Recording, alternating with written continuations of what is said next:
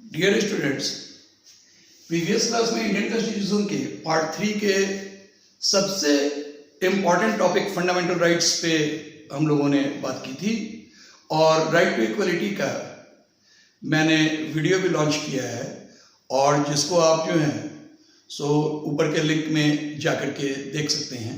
तो article 14 to 18 पे हम लोगों ने एक वीडियो दिया था। आज मैं बात कर रहा हूँ उससे आगे बढ़ते हुए स्वतंत्रता के अधिकार, राइट टू फ्रीडम जो वर्णित है आर्टिकल 19 से 22 में, उस पर बात करता हूँ। और बहुत सारे बच्चों का ये प्रश्न है और आज का जो वीडियो है थोड़ा डिफरेंट है। हम लोग 19 टू 22 पे बात करेंगे, लेकिन जो हम लोगों को 6 तरह की स्वतंत्रता मिली है आर्टिकल 19 के तहत, हम लोगों को जो 6 तरह की स्वतंत्रता मिली है, 6 काइंड ऑफ जो फ्रीडम जो इंडियन कॉन्स्टिट्यूशन में हम लोगों को प्राप्त है, उससे बहुत ज़्यादा क्वेश्चंस कॉम्पिटिटिव एग्जाम में आते हैं। और मैंने पहले भी आपसे बोला है कि यूपीएससी का प्रीलिम्स हो, एसएससी का एग्जाम हो, बैंक पीओज हो, तो ज़्यादातर जो क्वेश्चंस होते हैं वो क्वेश्चंस आते हैं आर्टिकल वाइज।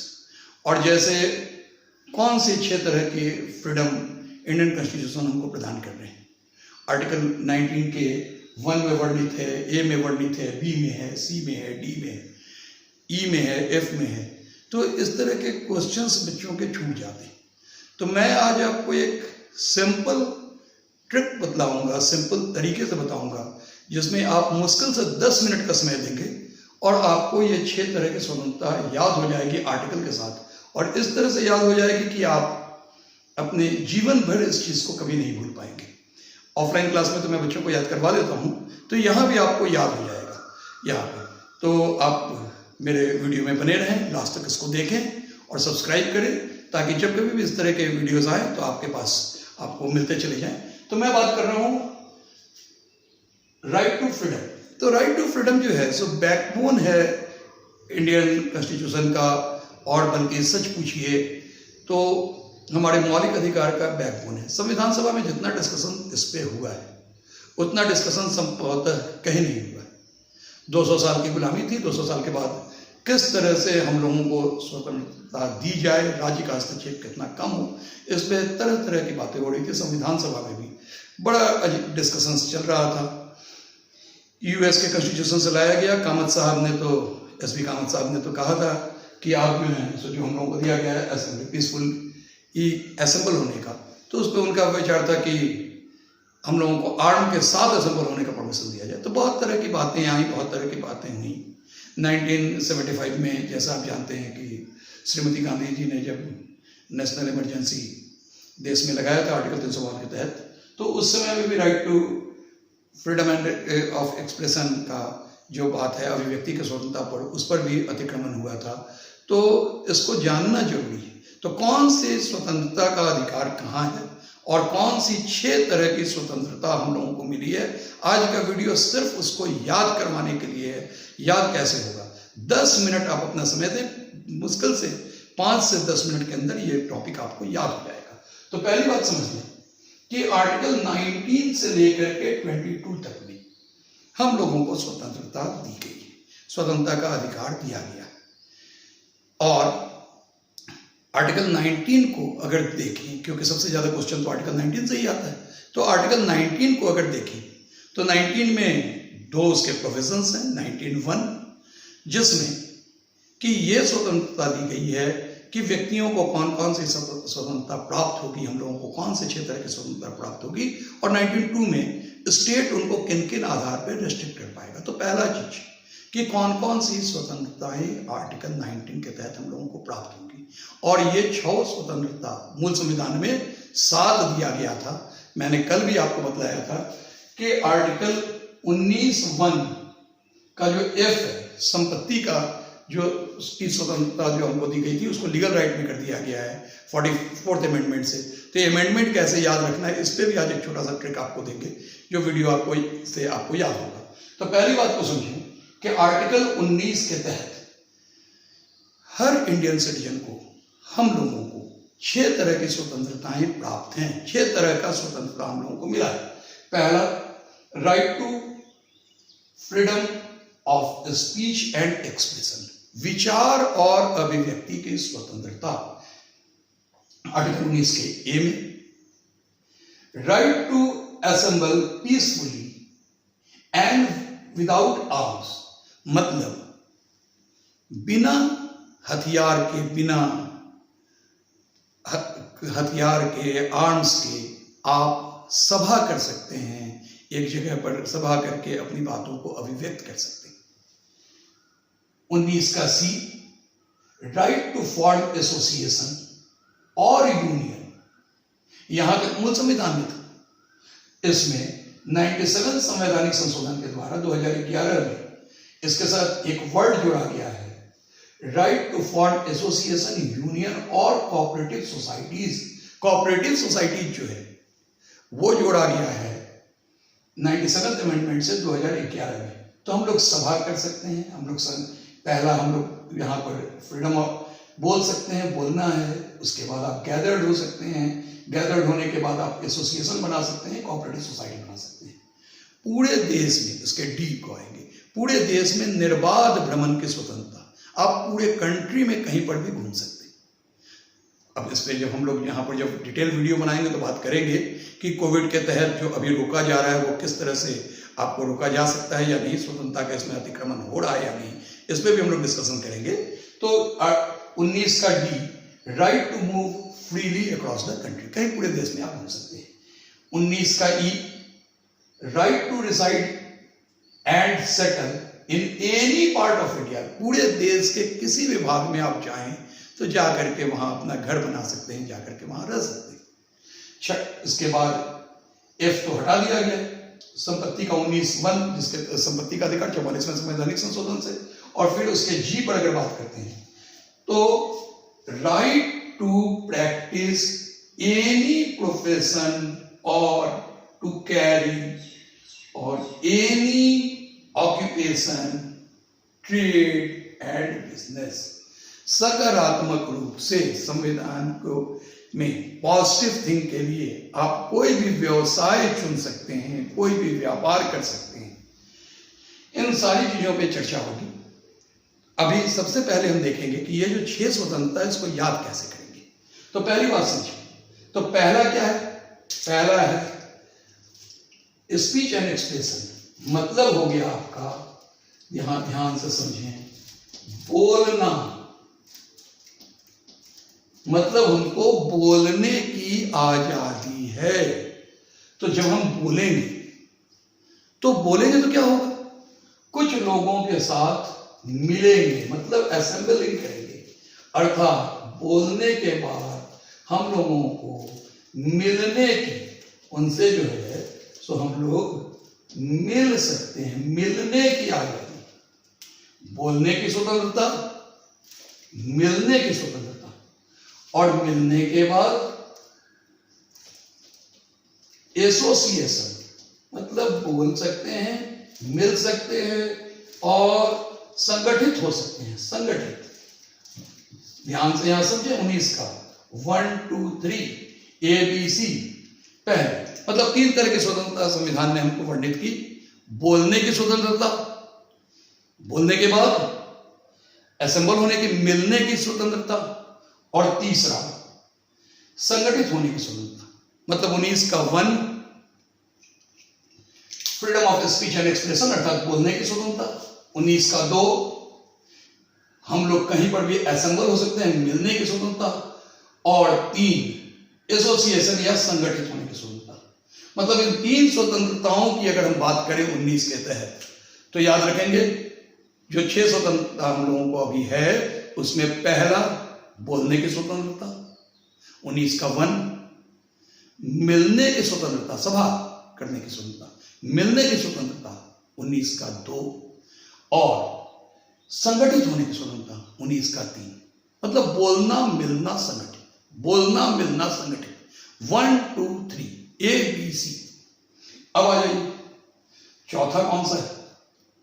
तो यहां पर है 19 के डी में, right to move freely across the country, दूर दूर तक हम लोग जा सकते हैं, पूरे देश में जा सकते हैं। और दिया कहां है? देखिए, दिया है उसके डी में। डी मतलब डिस्टेंस, डिस्टेंस का मतलब हो गया डी, और डी से आप याद रखें एक वर्ड डिस्टेंस। अब हम पूरे देश में कहीं भी मूव कर सकते हैं। 1 ए बोलना, बी मिलना, सी एसोसिएशन संगठित होना, और डी डिस्टेंस पूरे देश में घूम सकते हैं। जब हम पूरे देश में भ्रमण करेंगे तो हमको इच्छा होगी तो कहीं पर हम एस्टेब्लिश भी अपने आप को कर सकते हैं, बस भी सकते हैं। तो ई में दिया हुआ है एस्टेब्लिशमेंट, एस्टेब्लिशमेंट देखिए 5 स्वतंत्रता में आपको याद करा होगा एस्टेब्लिशमेंट। डी में दिया हुआ है डिस्टेंस, और आपका सीक्वेंस भी नहीं करना है एस्टेब्लिशमेंट। तो डी में डिस्टेंस मतलब कहीं भी मूव करेंगे और मूव करके कहीं स्टेबल होंगे। तो इन 5 पर आगे बात करें। बोलने की स्वतंत्रता, विचार और अभिव्यक्ति, बोलने के बाद मिलने की स्वतंत्रता। 19 का बी मिलने की स्वतंत्रता मतलब कहीं पर भी जाकर के हम सभा कर सकते हैं, पीसफुली आर्म्स रहित सभा कर सकते हैं, मिलने की स्वतंत्रता। और जब हम बोलेंगे मिलेंगे तो हम संगठित हो सकते हैं। 19 का सी संगठित होने की स्वतंत्रता, एसोसिएशन बनाने की स्वतंत्रता, यूनियन बनाने की स्वतंत्रता, और नया जो जुड़ा हुआ है कोऑपरेटिव सोसाइटी की स्वतंत्रता। तो बोलना मिलना संगठित होना। और उसके बाद 19 का डी डिस्टेंस, डी डिस्टेंस याद रखिए, डी अर्थात पूरे देश में निर्बाध भ्रमण की स्वतंत्रता। और जब हम पूरे देश में कहीं भी घूम लें, अभी तो इस पे भी बहुत तरह की बातें आई थी, अभी इस पे भी जो है सो जब हम इसका एक डिटेल लेक्चर बनाएंगे तो मैं हर पॉइंट्स पे 19 के जो है सो इन 6 पार्ट पर आपको बहुत ज्यादा डिटेल दूंगा। ठीक है, इस वीडियो के अंत तक बने रहें, आपको जो है सो ये टॉपिक तुरंत याद हो जाएगा। तो 19 का 1 बोलना, 19 का 2 मिलना, 19 का 3 एसोसिएशन होना, और 19 का डी डिस्टेंस अर्थात पूरे देश में निर्बाध भ्रमण की स्वतंत्रता। भ्रमण करने के बाद पूरे देश में कहीं पर भी जाकर के आप रह सकते हैं, एस्टेब्लिश हो सकते हैं। Right to decide and settle in any part of India, पूरे देश में कहीं पर भी जाकर के आप रह सकते हैं, एस्टेब्लिश होना था। तो डी डिस्टेंस मतलब मूव कर सकते हैं, ई एस्टेब्लिश हो सकते हैं। जब आप कहीं भी स्टेबल होंगे तो क्या ढूंढेंगे अपने लिए? एफ तो हटा दिया गया, संपत्ति तो हटा दिया गया। जब कहीं भी स्टेबल होंगे तो जी पर आ जाएंगे।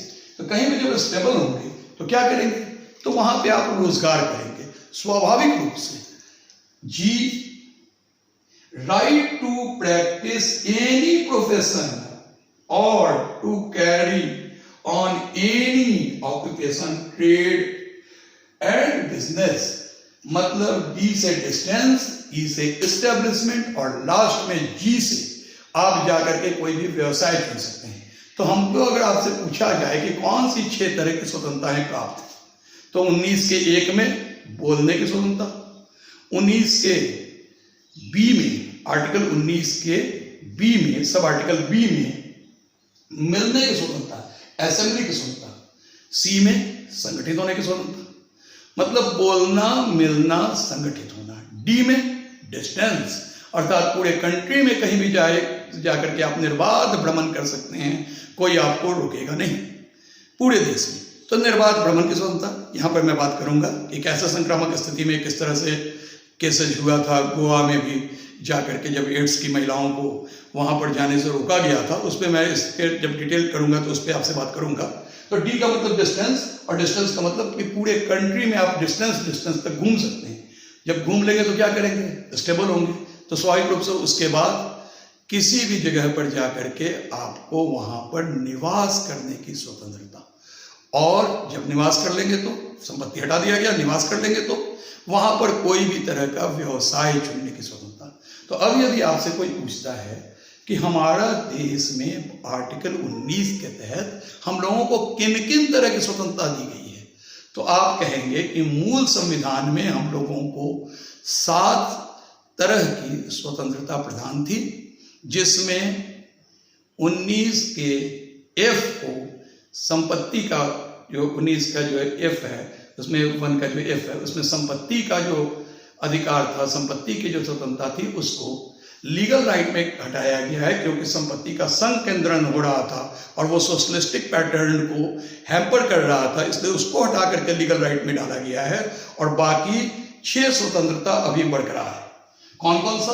बोलना, मिलना, संगठित होना, डी से डिस्टेंस अर्थात पूरे देश में घूमना, ई से स्टेबल होना, एस्टेब्लिश होना अर्थात देश में कहीं पर भी एस्टेब्लिश होने की स्वतंत्रता, और एफ हटा दिया गया, और जी से वहां पर किसी भी तरह का सकारात्मक व्यवसाय, ट्रेड, व्यापार, कोई भी चीज कर पाने की स्वतंत्रता। तो ये 6 स्वतंत्रता है।